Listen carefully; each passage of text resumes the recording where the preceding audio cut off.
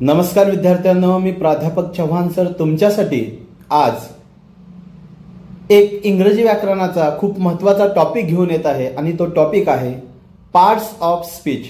Parts of speech म्हणजेच काय? शब्दांच्या जाती. तर मित्रांनो, इयत्ता 5वी पासून ते 12वी असेल किंवा सर्व स्पर्धा परीक्षेसाठी एक महत्त्वाचा टॉपिक म्हणून पार्ट्स ऑफ स्पीच कडे पाहिलं जाते आणि प्रत्येक परीक्षेमध्ये याच्यावर 1 किंवा 2 प्रश्न नक्कीच असतात. त्यामुळे या टॉपिकची तयारी करून घेणं खूप महत्त्वाचं असते. हे जे पार्ट्स ऑफ स्पीच आहेत हे समजून घेणं खूप महत्त्वाचं असते. तर सुरुवातीला आपण पाहूयात पार्ट्स ऑफ स्पीच म्हणजे काय. तर पार्ट्स म्हणजे काय? पार्ट्स म्हणजे विभाग आणि स्पीच म्हणजे काय? कुठलं तरी एक वाक्य. त्या वाक्यात असलेला प्रत्येक शब्द कोणत्या ना कोणत्या विभागात जातो यालाच आपण पार्ट्स ऑफ स्पीच म्हणतो. स्पीच म्हणजेच काय? सेंटेन्सेस. आणि पार्ट्स म्हणजेच काय? प्रत्येक वाक्य. प्रत्येक वाक्याला कोणत्या ना कोणत्या विभागामध्ये मोजलं जाते, त्याला विभागलं जाते. तर त्यालाच आपण म्हणतो पार्ट्स ऑफ स्पीच. म्हणजे इंग्रजीतलं कुठलंही वाक्य घ्या, त्या वाक्यातील प्रत्येक शब्द कोणत्या ना कोणत्या जातीचा असतो, त्यालाच आपण शब्दाच्या जाती म्हणतो. तर एकूण शब्दाच्या जाती आहेत 8. तर सर्वप्रथम नाउन. नाउन म्हणजेच काय? नाम. दुसरी शब्दाची जात आहे प्रोनाउन. प्रोनाउन म्हणजे सर्वनाम. तिसरी शब्दाची जात आहे ऍडजेक्टिव्ह. ऍडजेक्टिव्ह म्हणजे विशेषण. चौथी शब्दाची जात आहे वर्ब. वर्ब म्हणजेच क्रियापद. 5वी शब्दाची जात आहे ऍडव्हर्ब. ऍडव्हर्ब म्हणजेच काय?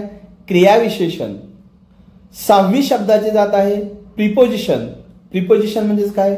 शब्दयोगी अव्यय. 7वी शब्दाची जात आहे कंजक्शन. कंजक्शन म्हणजेच काय?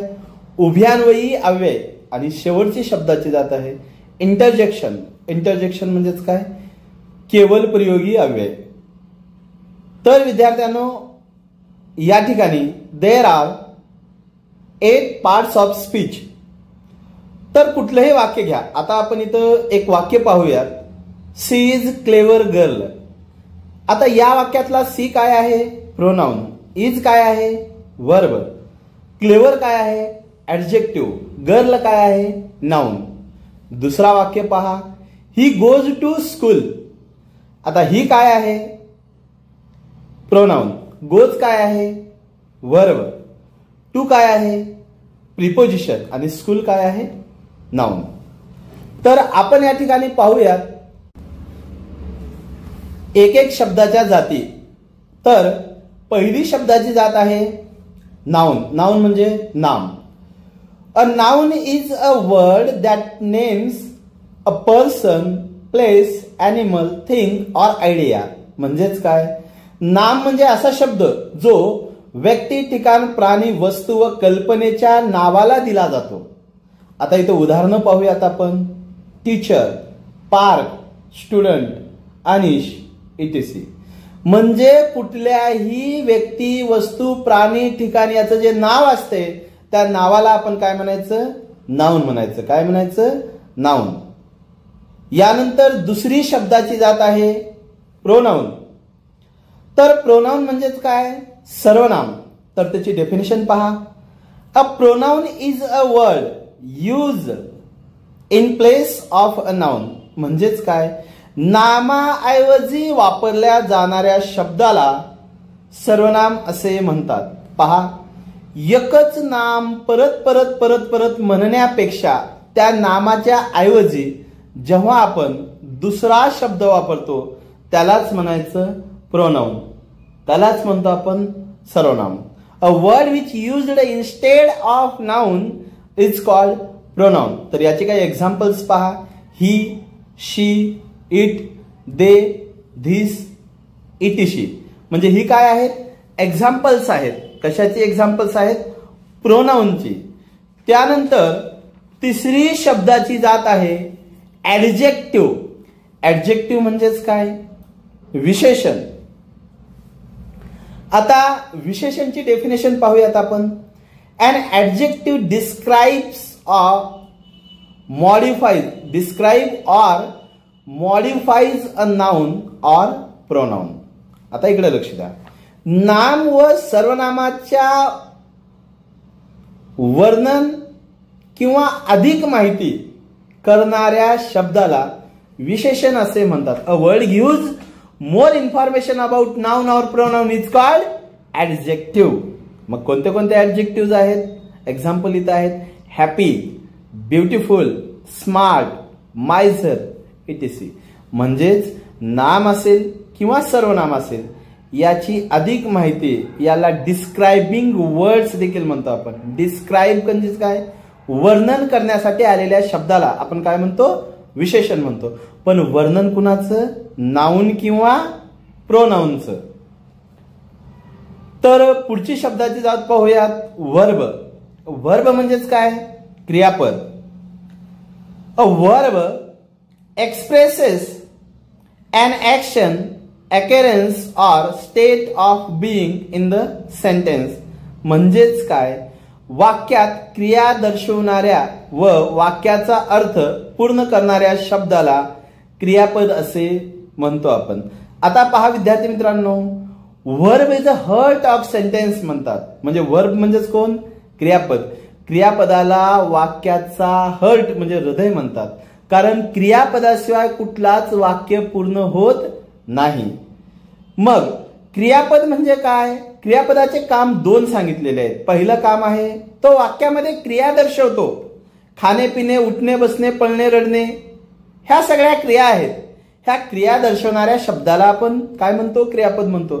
त्याच्या सोबत सोबत वाक्याचा अर्थ पूर्ण करणाऱ्या शब्दाला पण आपण काय म्हणतो? क्रियापद म्हणतो. आता एक्झाम्पल पाहूयात आपण. Run, jump, write, is, are etc. त्यानंतर पाचवी शब्दाची जात आहे ऍडव्हर्ब. ऍडव्हर्ब म्हणजेच काय? क्रिया विशेषण. An adverb modifies a verb or action in the sentence. म्हणजेच काय? वाक्यात क्रियापदाबद्दल किंवा क्रियेबद्दल अधिक माहिती सांगणाऱ्या शब्दाला क्रियाविशेषण असे म्हणतो. आता पहा, क्रियेबद्दल किंवा क्रियापदाबद्दल अधिक माहिती सांगणाऱ्या शब्दाला क्रियाविशेषण म्हणायचं. आता समजा एखादी क्रिया आहे, क्रियेबद्दल अधिक माहिती सांगणारा शब्द आहे. आता तो चालतो, तो हळू चालतो. हळू काय झाला? त्या चालण्याबद्दल अधिक माहिती सांगितला म्हणून त्याला काय म्हणायचं? क्रियाविशेषण. मग या ठिकाणी काही एक्झाम्पल्स आपण पाहूयात. Softly, hardly, very, slowly etc.. त्यानंतर शब्दाची पुढची जात पाहूयात. प्रिपोजिशन. प्रिपोजिशन म्हणजेच काय? शब्दयोगी अव्यय. A preposition shows a relationship between a noun or pronoun in the sentence. म्हणजेच नाम व सर्वनामाचे वाक्यातील इतर घटकासोबत असलेले संबंध दर्शवण्यासाठी आलेल्या शब्दाला शब्दयोगी अव्यय असे म्हणतात. आता इकडे लक्ष द्या. एखादी नाउन आहे, त्या नाउनचं वाक्यातील इतर घटकाशी संबंध जोडण्यासाठी जे शब्द येतात त्यालाच म्हणतो आपण प्रिपोजिशन. यामध्ये एक्झाम्पल पाहूयात. इन आहे, ऑन आहे, ऍट आहे, अंडर आहे, विथ आहे, बिलो आहे इटीसी. म्हणजे सर्व काय आहेत? एक्झाम्पल्स आहेत. प्रिपोजिशन हा नेहमी नाउनच्या अगोदर, प्रोनाउनच्या अगोदर येत असतो. त्यानंतर पाहूया आपण कंजक्शन. कंजक्शन म्हणजेच काय? उभयान्वयी अव्यय. अ कंजक्शन कनेक्ट्स वर्ड्स और फ्रेजेस इन द सेंटेन्स. आता कंजक्शनचं काम काय आहे पहा. कंजक्शन हा वाक्यातील शब्द किंवा शब्द समूहाला जोडण्याचं काम करतो. अजून एकदा लक्ष द्या. कंजक्शनचं काम काय आहे? वाक्यातील शब्दांना किंवा शब्द समूहांना जोडण्याचं काम तो करत असतो. वाक्यात शब्द किंवा शब्द समूहाला जोडणाऱ्या उभयान्वयी अव्यय असे म्हणतो. जोडणाऱ्या शब्दाला आपण काय म्हणतो? उभयान्वयी अव्यय असे म्हणतो. आता कोणते कोणते आहेत? अँड आहे, बट आहे, ऑर आहे, सो आहे, बिकॉज आहे इटीसी. त्यानंतर पाहूयात शब्दाची शेवटची जात, त्याला आपण इंटरजेक्शन, त्यालाच आपण केवलप्रयोगी अव्यय असे देखील म्हणतो. An interjection is a word or phrase that expresses emotion and is often followed by an exclamation mark. म्हणजेच काय, केवलप्रयोगी अव्यय म्हणजे असा शब्द किंवा शब्दसमूह जो आपल्या भावना व्यक्त करत असतो आणि तो नेहमी उद्गारवाचक चिन्हासोबतच येतो. पहा, असे शब्द ज्याला शब्दशः अर्थ नसतो, आपल्या मनातील भावना इमोशन्स अचानक बाहेर येतात, त्यावेळेला आपल्या मुखातून बाहेर पडणारे जे शब्द आहेत ते सर्व शब्द हे केवलप्रयोगी अव्यय असतात. त्यालाच इंग्रजीमध्ये इंटरजेक्शन म्हणतो. त्यामध्ये पहा, ओ, हुर्रे, आउच, वाव, वॉट असे अनेक शब्द आहेत. तर या ठिकाणी आपण शब्दाच्या जाती पाहिलेल्या आहेत. तर पुढील व्हिडिओजमध्ये आपल्याला प्रत्येक शब्दाची जात ही त्याच्या उपप्रकारासहित पाहायची आहे. म्हणजे नाउन असेल, नामाचे उपप्रकार, अशा प्रकारे आपल्याला प्रत्येक शब्दाची जात त्याच्या उपप्रकारासहित पाहायची आहे. तुम्हाला जर हा व्हिडिओ आवडला असेल तर या व्हिडिओला तुम्ही लाईक करा. त्याचबरोबर माझ्या चॅनलवर जर तुम्ही नवीन असाल तर या चॅनलला तुम्ही सबस्क्राईब करा आणि ही महत्त्वपूर्ण माहिती तुम्ही तुमच्या मित्रांना, नातेवाईकांना, विद्यार्थ्यांना शेअर करा. पुन्हा भेटूया दुसऱ्या व्हिडिओमध्ये. तोपर्यंत धन्यवाद.